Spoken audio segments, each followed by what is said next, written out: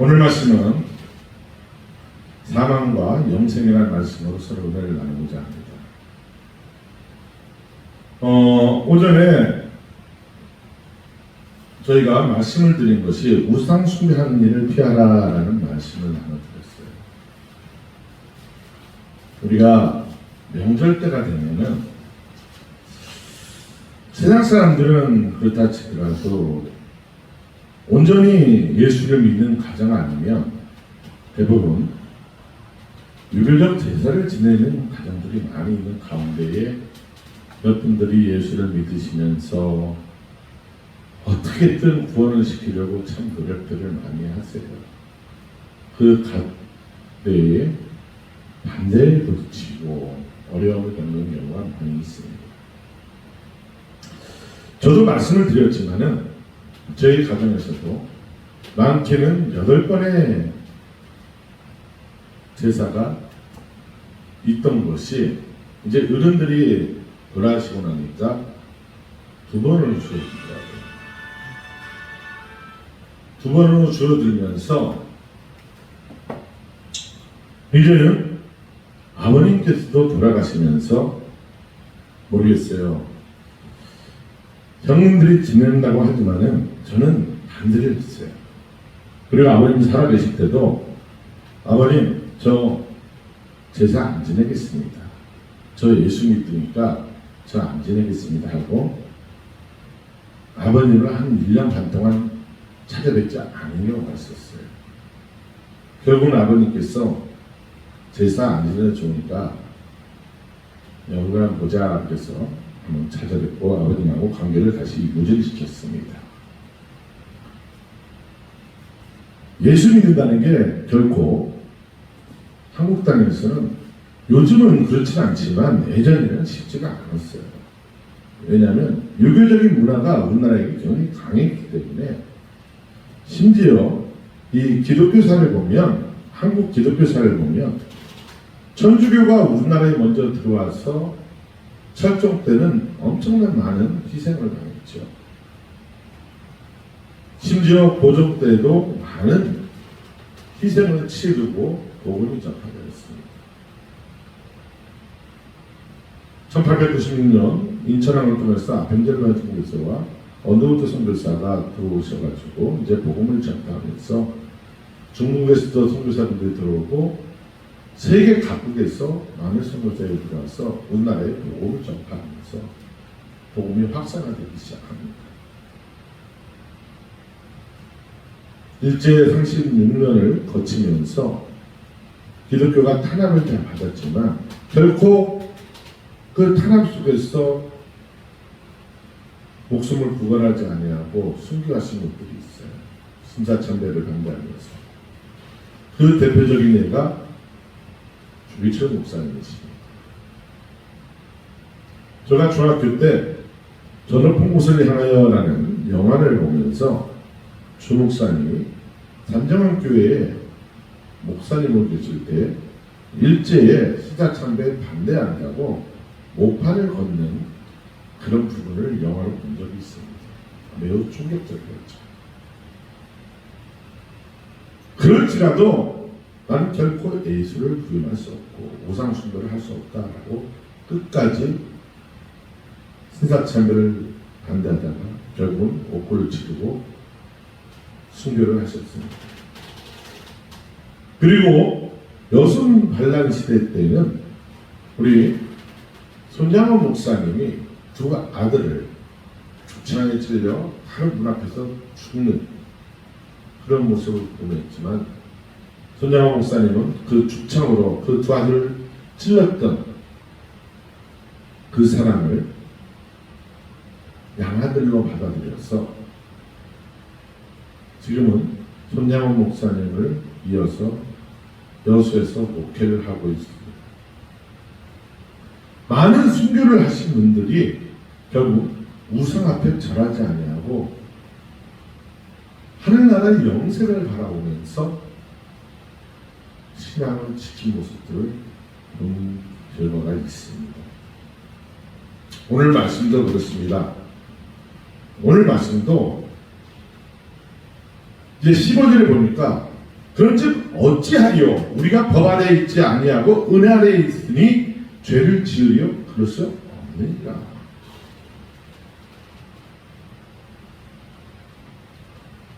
그렇습니다. 율법 아래 있지 아니하고 예수 그리스도의 십자가의 은혜 아래 있기에 우리는 죄를 지을 수가 없는 겁니다. 죄로 태어났던 우리는 십자가의 보혈로 이미 죄 씻음을 받은 존재였기 때문에 결코 죄를 지을 수가 없다는 거예요.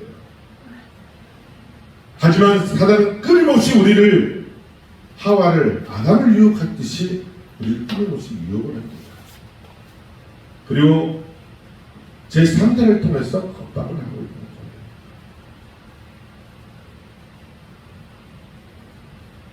하지만 우리는 예수님의 십자가의 보혈이 우리에 있기 때문에 결코 거기에 넘어질 수가 없는 것입니다. 17절에 있습니다. 하나님께 감사하리로다. 너희가 본래 죄의 종이더니 너희에게 전하여 준 바 교훈의 본을 마음에 순종하여 죄로부터 해방되어 의에게 종이 되었느니라. 아멘. 조금 전에 우리가 찬양했던 주님의 귀한 말씀은 이란 찬양 속에서 거기처럼 우리가 하나님의 말씀을 우리 마음에 영접하고 그 이름을 믿음으로 인해서 우리는 하나님의 자녀가 되었습니다. 성령을 통해서 우리는 거듭을 하는 것입니다.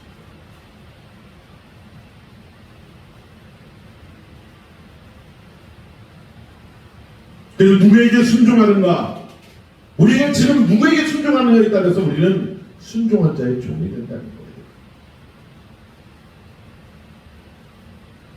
16절에 너희 자신을 종으로 내어주어 누구에게 순종하든지 그 순종함을 받는 자의 종이 되는 줄을 너희가 알지 못하느냐. 혹은 죄의 종으로 사망에 이르고 혹은 순종의 종으로 위에 이르느냐. 아멘. 우리는 예수 그리스도를 내 구주로 모셔드리고 하나님의 자녀가 되며 의의 종으로 거듭난 사람들입니다. 이번 추석 명절을 통해서 환경을 통해서 우리에게 수많은 유혹들이 오게 될 것입니다. 어떤 전통적 방식에 의해서 또는 음식에 의해서 관계에 의해서 수없이 우리 입으로 예수를 부인하라고 사단의 유혹이 밀려올 겁니다. 우리는 과연 누구의 종이 될 것인가를 잘 선택해야 될 줄 믿습니다. 내가 예전에는 예수를 잘 믿었어. 난 권사야, 난 집사야, 난 장로야. 아무리 그래봤자 소용이 없다는 거예요. 지금 현재 내가 누구의 종으로 있냐 이거예요. 누구와 함께 있냐가 중요하지 내 안에 예수 그리스도 보혈이 있냐 없냐가 중요한 것입니다. 열천의 비유를 보세요. 5처녀는 기름 준비를 하고 5처녀는 기름 준비를 하지 않음을 위해서 신랑이 더디움으로 같이 졸세 신랑이 오므로 불을 밝히려고 했더니 기름 준비한 처녀들은 준비한 기름으로 불을 밝히지만 기름 준비 못한 5처녀는 기름 없어 불이 꺼져버려요. 그 5처녀에게 기름을 나눠달라 하지만 우리 쓸 것도 부족하니 너는 가서 사라. 5처녀는 기름 사러 가는 동안에 신랑이 오므로 기름 준비한 5처녀만 천국에 들어가는 것입니다. 현재 우리가 예수 그리스도 보혈피를 준비하지 않으면 지금 당장 예수님이 오실 때에 과연 천국에 들어갈 수 있느냐 문제예요. 내가 예전에는 기름 준비 보혈피로 나는 충만해졌어 라고 아무리 얘기해봤자 지금 현재 내가 보혈피가 없는데 내가 사단의 종이 되어 있는데 예전에 의의 종이 되었다는 그 소리가 무슨 소리겠냐는 거예요. 사랑하는 성도 여러분, 간절히 바라옵기는 우리의 신앙은 싸워 승리하는 것입니다. 아멘. 이 싸움은 우리가 주님 앞에 선 그날까지 싸워 나가야 할 싸움이에요.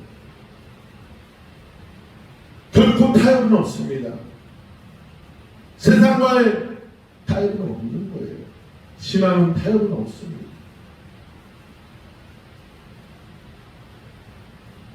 그러므로 이거는 괜찮겠지, 저건 괜찮겠지 하며 말씀에 어긋나는 것을 조금만 벗어나도 괜찮겠지라는 착각은 버리시기 바랍니다. 만약에 여러분이 예수님이라면 어떻게 생각하실까요? 내 자신이 예수님이라고 생각해보고 내 자신을 한번 돌아보시기 바랍니다. 말씀인 법에서 조금만 벗어나도 괜찮겠지라는 내 착각 속에서 내가 나를 용인할 수 있을 것 같아요. 아니, 용인할 수 없는 것입니다. 왜 용인할 수 없느냐? 예수님은 용서하시더라도 사단이 그걸 가만히 두지를 않아요.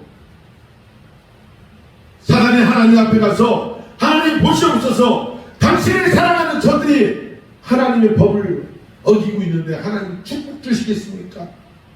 하나님 복 주시기를 원하신다고요? 끊임없는 사단들의 참소가 하나님 앞에 이어질 것입니다.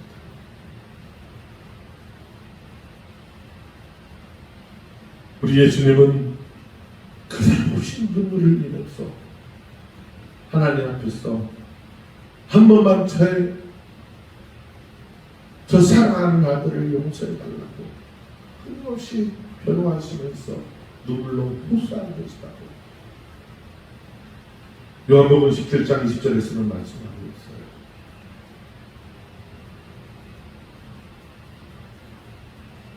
그러므로 사랑하는 성도 여러분, 우리가 누구의 종이 될 것인가 잘 선택해야 될 점이 있습니다. 19절에 말합니다. 너희 육신이 연약함으로 내가 사람이 예대로 말하노니 전에 너희가 너희 지체를 부정과 불법에 내어줘 불법에 이른 것 같이 이제는 너희 지체를 의에게 종으로 내어줘 거룩한 이구나. 아멘.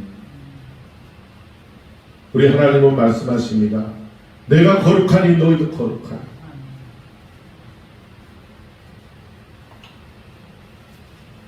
성도 여러분, 만약에 이 컵에 100% 물이 아닌 0.001%의 오줌이 들어가 있다고 생각한다면 이 물을 마시겠어요? 안 마실 겁니다. 바로 이 말씀이 그 말씀이에요. 그 거룩한 속에 내 죄가 0.0001%라도 있다면 난 거룩하지 않은 거예요. 그것 때문에 나는 죄의 종이 되고 마는 거예요. 그러므로 우리 삶을 착각 속에 넣어주서는 안 됩니다. 사단의 유혹에 빠져버렸어. 그 착각 속에 빠져버리면 주님 오시는 그날 여러분 무엇으로 주님 앞에 그것을 말씀드리겠습니까? 20절 말씀하십니다. 너희가 제 종이었을 때인 의에 대하여 자유로우니라. 그렇죠. 제 종으로 있을 때는 하나님의 의에 대해서 자유로웠기 때문에 우리는 수없는 죄를 범하였습니다. 하지만 너희가 그때 무슨 열매를 맺었더냐? 이제는 너희가 그 일을 부끄러워하나니 이는 그 마지막의 사망입니다. 아멘. 0.0000000%의 그 죄성이 결국 나를 사망으로 끌어간다는 거예요. 이번 추석 명절을 맞이해서 우리 사랑하는 성도님,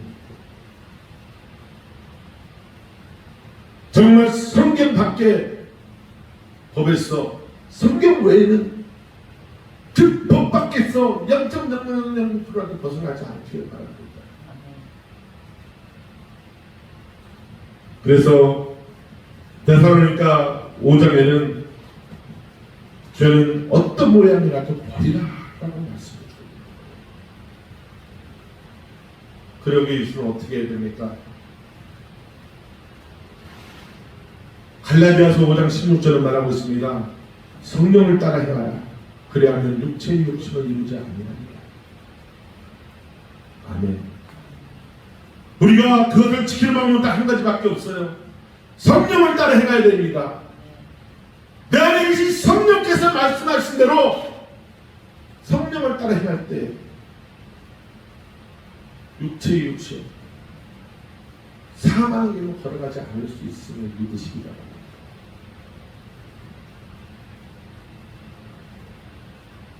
(22절) 말합니다. 그러나 이제는 너희가 죄로부터 해방되고 하나님께 종이 되어 거룩함에 이르는 열매를 맺었으니 그 마지막은 영생입니다. 할렐루야! 성령을 따라 행할 때에 우리는 영생의 열매를 맺으실 있음을 믿으시기 바랍니다. 여러분은 사망의 종이 되시겠습니까? 아니면 영생의 종이 되시겠습니까? 23절을 말합니다. 죄의 삭은 사망이요 하나님의 은사는 그리스도 예수 안에 있는 영생입니다. 아멘. 항상 말씀을 묵상하면서 예수 그리스도께 기도하시면서 성령의 도움을 받아